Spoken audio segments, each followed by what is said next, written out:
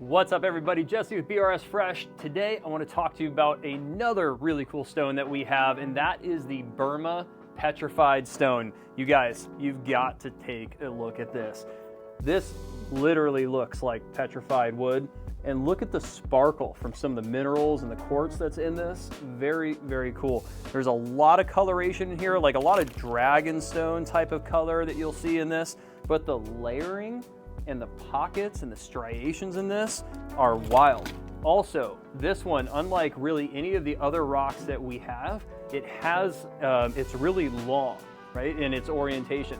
So this is really cool for some longer, skinnier tanks or shallow tanks. You can do some cool stacking with this. I'll show you a little bit of what that can look like.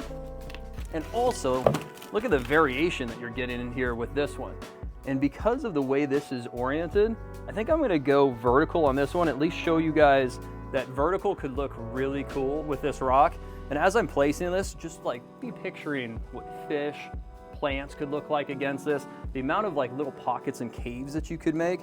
But one of the things that I want to do with this one is I want to show you what the layering and the stacking could look like with this rock, more so than really some of the other ones that we've talked about. So I'm just going to take some of the different options that came in this box. I'm just going to lay them out here and sort of see how they stack. It's super grippy because of the way that it has all of these little striations and grooves and pockets in it.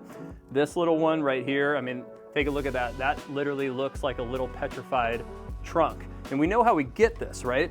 You get it because this was millions of years ago. This was a tree. It was a piece of vegetation. Falls underground, gets covered up with the dirt, and the organic matter dissolves in an environment where there's no oxygen. And the pockets of what's left get filled with groundwater, minerals, quartz, other minerals. All this coloration comes from the different minerals that fill up those pockets, and then over millions of years it hardens, becomes petrified, and literally becomes hard as a rock. Now, the one thing that I think is pretty obvious about Burma Petrified Stone is that it is really flaky.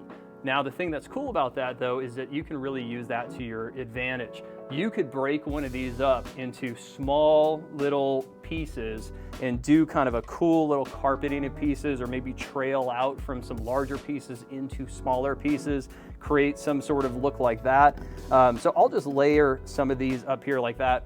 Super easy, giving you a couple examples of what this can look like, both laying on its side, going vertical. You could do both if you wanted and just show like that petrified forest vibe over here, more fallen logs over here. But either way, you've got a lot of options for plants. You've got a lot of options for fish. And again, more so than some of the other rocks, a really great choice if you're doing something with shallower or longer tanks. So that's Burma Petrified Stone, and we'll see you next time.